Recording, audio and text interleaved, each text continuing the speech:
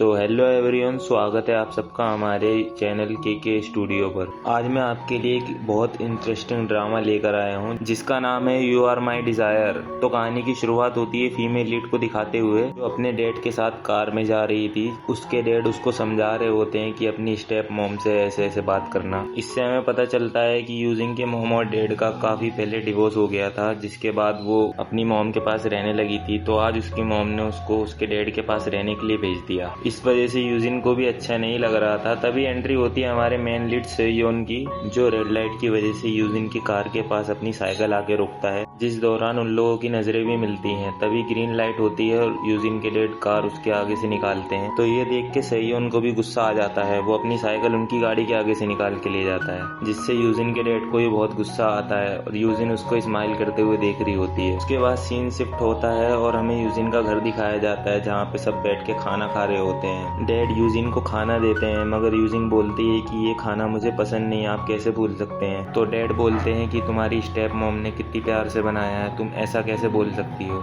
Eugene कहती है कि आप कैसे भूल सकते हैं, मुझे इस खाने से एलर्जी है। लगता है डैड आप मेरे बारे में सब भूल चुके हैं। ये बोलकर यूजिन अपने रूम में जाने लगती है। इस पर डैड पीछे से चिल्ला रहे होते हैं कि पहले दिन ऐसे कौन बात करता है, तुम्हारी मॉम ने तुम्हें पूरा बिगाड़ दिया है। इधर शेंजुन अपने घर आ जाता है और हमें पता चलता है कि शेंजुन अपने अंकल की ज्वेलरी की शॉप चला रहा होता है। इधर डैड आके यूजिन से बोलते हैं कि तुम अपने पूरे कपड़े तो लेकर आई हो ना, अगर नहीं लाई हो तो चलो हम कल जाकर ले लेंगे। इस पर यूजिन बोलती है कि नहीं, इसकी क्या जरूरत है, वैसे भी मैं 2 दिन बाद जाने वाली हूँ। ये सुनकर डैड उसे कुछ बताना चाहते हैं मगर नहीं बताते। ये देखकर यूजिन को शक होता है तो वो पूछती है क्या डैड आप मुझसे कुछ छुपा रहे हैं। डैड उसे सोने के लिए बोलने लगते हैं पर वो बाहर जाने लगती है आंटी से पूछने के लिए, तो डैड उसे रोकते हैं। इस चक्कर में यूजिन के हाथ में जो ब्रेसलेट था वो गिर जाता है और टूट जाता है, पर डैड उसे रोक के सोने के लिए बोल के चले जाते हैं। यूजिंग टूटे हुए ब्रेसलेट को उठाती है जो उसकी मॉम ने दिया था। फिर वो मॉम को मैसेज करती है जिसका कोई रिप्लाई नहीं आता। ये देखकर वो मॉम को कॉल करती है मगर फोन भी बंद जा रहा होता है। फिर हम अगले दिन देखते हैं यूजिंग एक शॉप पर आई हुई होती है ब्रेसलेट को ठीक करवाने के लिए,